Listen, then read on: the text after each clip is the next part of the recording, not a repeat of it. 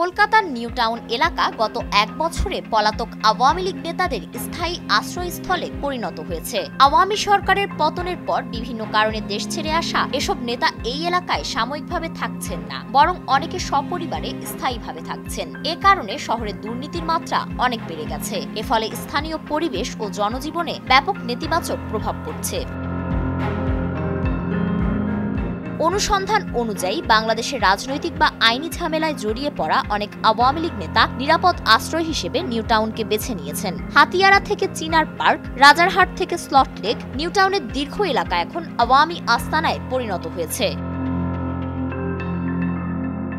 বিলাসবহুল আবাসন, আধুনিক সুযোগ সুবিধা এবং সীমান্তবর্তী হওয়ায় যাতায়াতের সুবিধার কারণে এটি তাদের কাছে আকর্ষণীয় হয়ে উঠেছে। প্রথম দিকে সাময়িক হলেও এখন অনেকেই জমি বা ফ্ল্যাট কিনে ব্যবসা প্রতিষ্ঠান খুলে স্থায়ী বসতি স্থাপন করেছেন।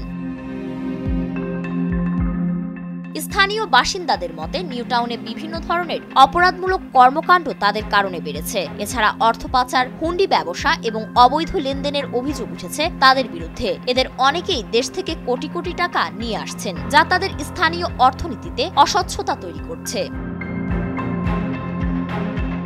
প্রভাবশালী এসব ব্যক্তির উপস্থিতিতে স্থানীয় প্রশাসন অনেক সময় নীরব দর্শকের ভূমিকা পালন করছে। ফলে এলাকার সাধারণ মানুষ যেমন নিরাপত্তাহীনতায় ভুগছেন, তেমনি জনজীবনে এক ধরনের অস্থিরতা দেখা দিয়েছে। এমন পরিস্থিতিতে নিউ টাউনের শান্ত পরিবেশ বিঘ্নিত হয়েছে। অতএব বাংলাদেশ থেকে আসা এই প্রভাবশালী ব্যক্তিদের কার্যকলাপের উপর নজরদারি বাড়ানো এবং দুর্নীতির লাগাম টেনে ধরা সময়ের দাবি মাত্র। অন্যথায় নিউ টাউন ভবিষ্যতে আরো বড় ধরনের সামাজিক ও অর্থনৈতিক সমস্যার সম্মুখীন হতে পারে বলে স্থানীয় বাসিন্দারা জানিয়েছেন। ফারিন রহমান প্রীতি, নয়া দিগন্ত।